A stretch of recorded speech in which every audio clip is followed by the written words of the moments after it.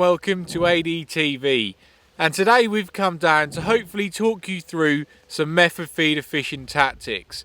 Now for me, and probably for many other people, the method feeder is one of the easiest but most effective ways of fishing once you know how to do it. So hopefully in today's video we're going to talk you through a few tips. If you haven't fished it before, you might find this useful. So for anyone who's not sure what the method feeder is, a little bit of history about it I guess. It's been around for absolutely years, and basically in essence it's a caged or a framed feeder that you mould bait, either pellets or ground bait, around the outside of the feeder, and you use a short hook link and tuck it inside. Now years ago when it first came out, I can remember they used to be quite big sort of triangular framed feeders, and you almost used to make like coconut or tennis ball size balls of ground bait and you chucked them out, and that was absolutely deadly. But as time's moved on, it's now come down, it's been revolutionised well, and basically the most popular one now is a flatbed method feeder. It seems to be what everyone's using, and it really does catch so many fish. So if you haven't done it before, you haven't got the tackle, what I'd advise, there's many packs online. So I'd get online on our website, select one of the method feeder packs, and that will give you absolutely everything you need for a day's method feeder fishing. Failing that, pop into one of our stores. We've got loads of helpful staff. They'll set you up with absolutely everything you need. And hopefully that will bring you to where we are now, which is ready to start your session. So to set it up really couldn't be more simple. Now there's many different styles of method feeder, with elasticated or inline.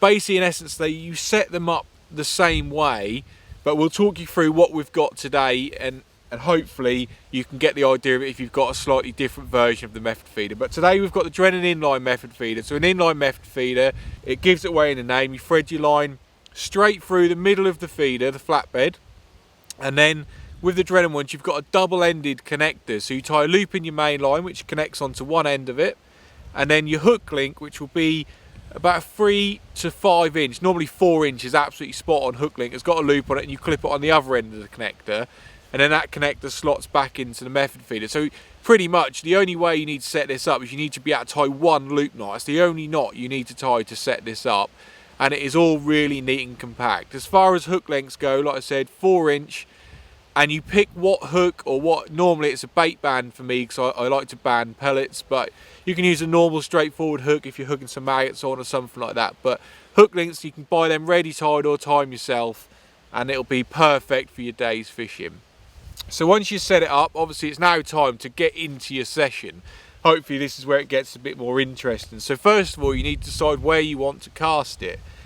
Now for me, the method feeder is much more effective casting it against something, which is maybe an island or some reeds, or in shallow water where there's quite a lot of fish. I think the only time the method feeder becomes a little bit less effective is in deep water, and that being the fact that there's no frame around the outside of the ground baits or the pellets, so it comes off as it sinks through the water. So that's the only reason why for me it's not as popular in deep water. So you're looking for shallow water against islands or against some reeds, is the perfect place to cast it. So you find your area, you're picking to it like we're doing today. We're going to cast a little reed stack, and you're going to clip up. 90% of the time I would say you'd clip up, because you want to be casting in the same spot every time.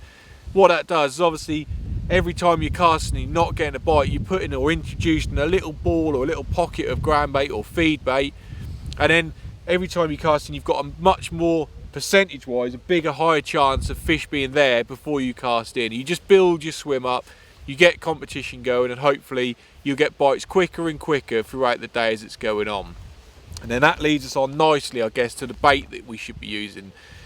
Realistically, there's 3 different main types of bait that go on the method feeder. The first one being perhaps the most popular and my favourite, which would be straightforward pellets, which you soak. Once they're soft enough, you grip them on the feeder. Most of these feeders come with a mould, so you put them in there, it moulds into perfect shape and they grip on nicely. Secondly is just straightforward method feeder mix ground bait. The difference between method mix and normal ground bait is it does bind together, and it's much more sticky when it goes on the feeder. It has to be, to grip it on there as tight as you can. And then thirdly would be literally a combination of the two. So you could mix your ground bait up and put a handful of pellets and then mix them together, and then you've got the best of both worlds. And that literally is something that you have to play with. Sometimes you catch better on ground bait, sometimes you catch better on pellets. And then the only thing left to mention is the hook baits you're going to use. I've already touched on it a little bit. For me, the biggest thing is colour, but I like to use either a hard or mini boilie shaped pellet or just a normal standard pellet. So I use a banded rig on my method feeder 99% of the time, and I'll flick between different colour boilies or different colour pellets, and I'll find a colour that works for me on the day, and that's what I'll stick with. And you normally find once you find that colour, you can get into a real good session. And lastly, the thing I've mentioned is about the bite. So with the method feeder being in the form it is, like I say, it's a flatbed feeder with your ground bait would be on the top with your hook bait sitting on top of that. The fish are going to come in and knock away at it, and it will create a lot of little knocks and shudders on your rod tip, which are definitely to be ignored. That's them just rooting around and try and find it. What you're waiting for is just a self-hooking method. You're waiting for that rod to absolutely fly off the rest in one motion. Sometimes you have to watch it because you have to hold on to it, and that is then your indication that you've got a bite. So ignore all the little touches and wait for them to hook themselves, and they really are aggressive. There is no mistaking it. And hopefully that is going to be everything that gets you method feeder fishing.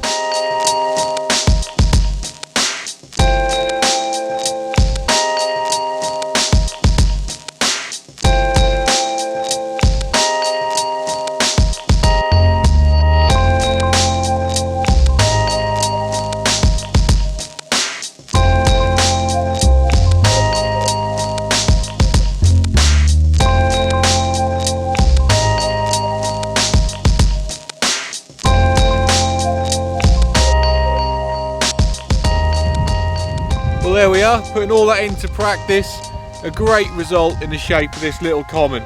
And if you haven't fished a method before, get out there and give it a go, and you too will be having some great results.